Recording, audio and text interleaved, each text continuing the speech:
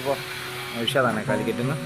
ഇത് ജോയ് എന്ന് പറഞ്ഞ വണ്ടിയുടെ ഒരു EV വെഹിക്കിളാണ്. റിയർ ഡിസ്ക് പാഡ് ചേഞ്ച് ചെയ്യാവുന്നതാണ്. അത് അയച്ചു കൊണ്ടുപോയി നോക്കുമ്പോൾ നമ്മളെ ZZ ഓൾഡ് RTR അപ്പാച്ചെ പിന്നെ ജിയോസ് ഇതിൻ്റെയൊക്കെ ഫ്രണ്ട് ഡിസ്ക് പാഡ് സെയിമാണ്.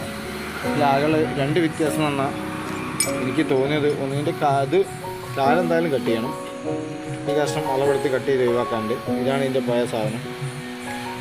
അതിൻ്റെ പുറമെ നമ്മൾ മേടിക്കുന്ന സാധനത്തിന് കുറച്ച് തിക്നെസ് കൂടുതലായിരിക്കും. അതൊന്ന് പേപ്പറിൽ വെച്ചിട്ട് കറക്റ്റായിട്ട് ഒന്ന് കുറച്ച് തിക്നെസ് കുറയ്ക്കാനുണ്ട്. ബാക്കിയൊക്കെ റെഡിയാണ്, കറക്റ്റാണ്. വീലിന് ജാമോ കാര്യങ്ങളൊന്നുമില്ല, ഇത് ഓക്കെയാണ്. പിന്നെ ഇത് ചേഞ്ച് ചെയ്യാൻ പറഞ്ഞാൽ വളരെ സിമ്പിളാണ്. ഇത് നമ്മളെ വണ്ടിയുടെ പുറത്ത് വെച്ച് വരുന്നു. ഏകദേശം ഇതെങ്ങനെയാണ് ഉണ്ടാവുക. ഇവിടെ ഒരു ബോൾട്ട് കാണും, ഇവിടെ ഒരു ബോൾട്ട് ഉണ്ട്, അത് നമ്മൾ കാണൂല. അത് നമ്മളിതാ ഇങ്ങനത്തെ ഒരു കവറിങ് അവിടെ വരും. അപ്പോൾ ഇത് നമ്മൾ സ്ക്രൂ ഡ്രൈവർ ഇട്ട് ഇവിടുന്ന് എവിടെന്നെങ്കിലും തിക്കി കഴിഞ്ഞാൽ സാധനം കൊണ്ട് പോരും.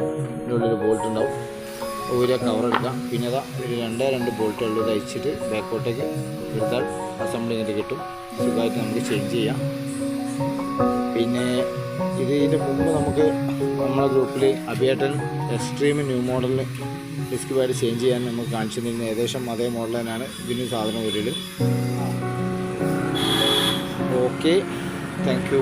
നൗഷാദ്, കാലിക്കറ്റ്.